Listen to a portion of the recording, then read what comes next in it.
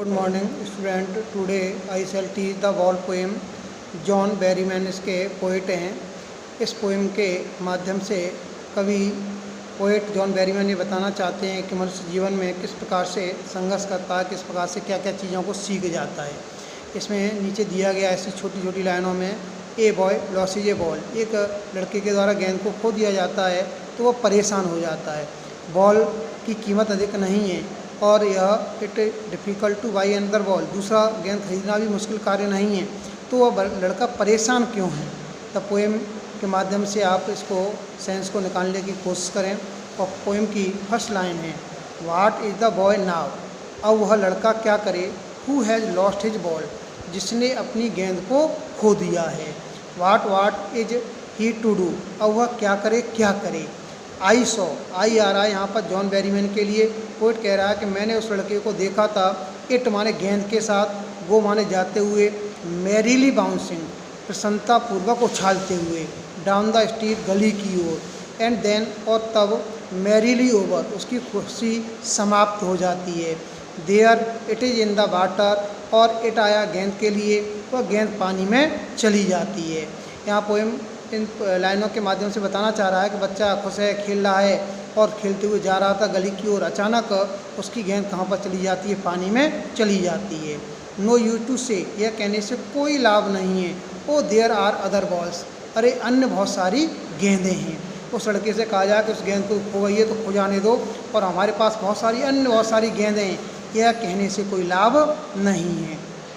An ultimate shaking grief, और शीघ्र ही वो लड़का दुख में जकड़ जाता है। एज ही स्टैंड्स रिगिड, और वह कठोरता के साथ खड़ा रहता है। ट्रेमलिंग कांपता है। स्टेयरिंग डाउन, घूरकर देखता रहता है। ऑल हिज यंग डेज, अपने उन दिनों को, नौजवानी वाले दिनों को याद करता है। इनटू द हार्बर, उस बंदरगाह पर। वेयर इज बॉल बैंड, जहाँ पर उसकी गेंद खो गई थी, चली गई थी। I would not intrude on him, मैं उसके मध्य में कोई भी हस्तक्षेप नहीं करूँगा। हिम आ रहा है बॉय के लिए, आई आ रहा है पोइट जॉन बैरीमैन के लिए। जॉन बैरीमैन कह रहे हैं कि मैं उसके दुख के बीच में मैं कोई इंटरफियर नहीं करूँगा। A dim the cent and the ball, दूसरी गेंद के लिए, इज बर्थलेस, देना बिल्कुल बेकार है। नाउ, अब ही सेंसेस फर्स्ट रेस्पॉन्सिबिलिटी, अब उस लड़के को अपनी पहली जिम्मेदारी का एहसास होने दो। इन ए वर्ल्ड ऑफ पोजेशन, इस स्वामित्व भरे संसार में, पीपल विल टेक बॉल्स, लोग गेंद खरीदते रहेंगे। Balls will be lost always, गेंदें हमेशा खोते रहेंगे। लिटिल बॉय, छोटा बच्चा, लड़का छोटा, वो हमेशा गेंदों को खोता रहेगा। एंड नो वन बाइज, और कोई भी वापस नहीं खरीद सकता है उस गेंद को। मनी इज एक्सटर्नल, धन एक बाहरी तत्व है। यहाँ पर ये दर्शाया गया है जिस प्रकार से आपकी बॉल रूपी पिता हैं, माँ हैं, या कोई भी इसमें से खो जाता है और आप बहुत पैसे वाले हैं, तो उस माँ या बाप को पैसे के द्वारा मर जाने के बाद हम वापस नहीं ला सकते हैं। कोई चीज़ हमारे जीवन से चली जाती है तो हम पैसे के द्वारा उसको द्वारा से प्राप्त नहीं कर सकते हैं। ही इज़ लर्निंग, उसे सीखने दो लड़के को। Well behind his desperate eyes, अपनी निराशाजनक आँखों के पीछे। द एपिस्टेमोलॉजी ऑफ लॉस, उस नुकसान से कैसे समझा जाता है, उस प्रकृति को, उस स्वभाव को कि नुकसान हो जाने के बाद क्या क्या घटनाएं घटित होती हैं, इसे सीखने दो। हाउ टू स्टैंड अप, कैसे खड़ा हुआ जाता है। Knowing what every man must one day, प्रत्येक व्यक्ति को एक दिन जान जाना चाहिए।